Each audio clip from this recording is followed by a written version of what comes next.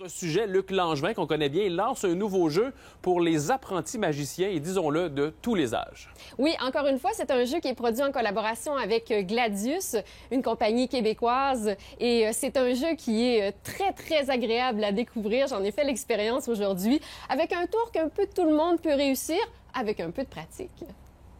Vous allez trouver plusieurs objets, notamment un portefeuille qui est... Le coffret « Devenez magicien avec Luc Langevin 3 » comprend 2 DVD et des accessoires pour apprendre à réaliser étape par étape 15 tours de micromagie. Tu vois ici, j'ai une reproduction d'un 5 un 10 un 20 Si tu avais à en matérialiser un, lequel tu prendrais? Le 20 Le 20 c'est une bonne réponse, c'est ce que je ferais aussi. Mais aujourd'hui, avec le créateur du jeu, j'ai droit à un cours personnalisé. Formidable!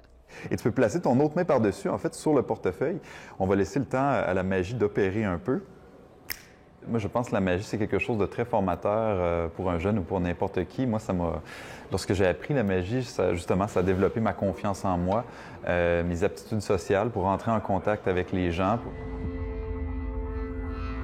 Quand tu es installé à Paris, à la place des Tuileries, devant plein de monde et que tu joues une espèce de jeu géant de Mikado, Oui. Comment on peut cacher ses secrets dans ces contextes-là? Bien, c'est très difficile, oui, dans des conditions comme ça, entouré par les gens en extérieur, avec le vent, la lumière, qu'on ne contrôle pas, tout ça. J'utilise des principes qui sont plus compliqués que ceux-là que j'enseigne dans le jeu, si on peut dire. Mais on tient compte justement de ces conditions qui sont difficiles-là, puis malgré tout, on réussit à créer des illusions. En février 2016, Luc Langevin s'installera au Casino de Paris pour une première série de spectacles en France. Depuis que je suis tout jeune, en fait, je rêve, moi, d'une carrière internationale. En fait, je rêve de devenir un grand magicien de ce monde. Donc, ça passe nécessairement par l'exportation de ce que je fais à l'extérieur. La magie s'exporte bien et elle passe bien à la télé aussi.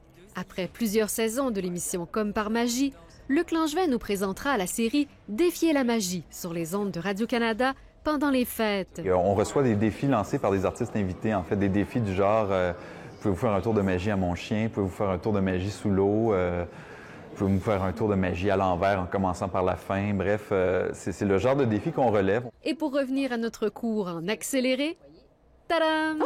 C'est de la magie. Un vrai billet de 20 super! On peut recommencer avec un 100 maintenant? On peut Ou même peut-être un 1000? Et c'est ce que j'allais dire, Valérie, on aurait dû mettre un 100 ou pourquoi pas un 1000 pour la prochaine fois. Oui, c'est agréable de faire plaisir aux gens. On se revoit tout de suite après le bulletin.